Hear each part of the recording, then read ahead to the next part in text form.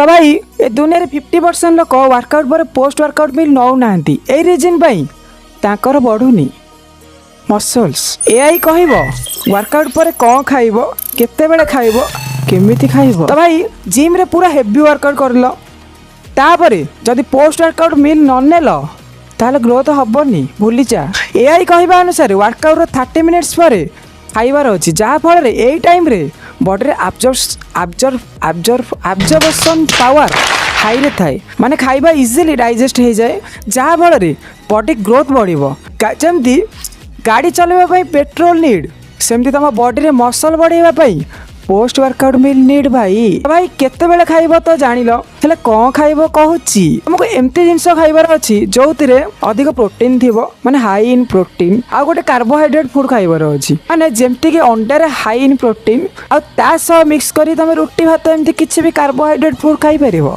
तो भाई मु तुमको top 5 veg and non veg post workout meal combination कहूची जोटा तुम इजिली घरे बनै परिबो। जदि खाइबार प्रॉब्लम हबो ताले पी दबो जोटा मु लास्ट को कहबी super energy high protein drink जहाँ को पीले तमें मोटा भी हम मसल भी बढ़िबो। भाई लास्ट मिल अंडा चूड़ा रोटी माने अंडा युक्त चूड़ा नहले रोटी एक रे कंप्लीट प्रोटीन अच्छी 3-4 अंडा खाईदेव रेडी माने सिझा अंडा कंचा नुह हम माने ये तुम मिक्स करके खाइबार अच्छी। मिल नंबर 2 भात डाली चिकेन माने देसी कम्बो यहाँ जो प्रोटीन रहा चिकेन रे प्लस कार्ब रहा भात रे ए मिल तुमको एनर्जी रिफाइल ग्रोथ भी करेइबो।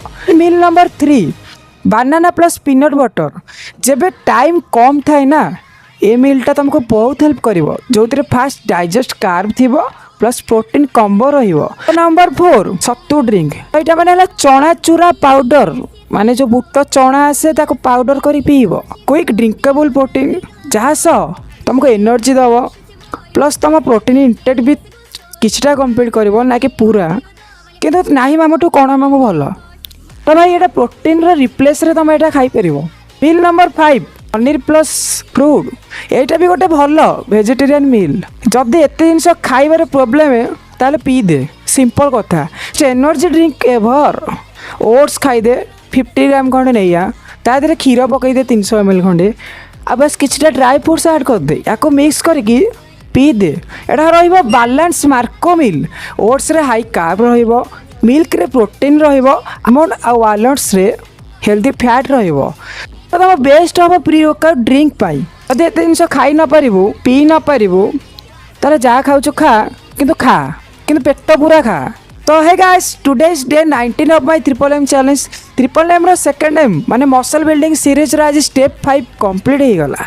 तो भाई जी भी 5टा स्टेप को प्रॉपर्ली 6 मंथ कंप्लीट करबो ना सियर गोटे सेक्सी टका है जीवो आ तापर तो गोडेबे आ।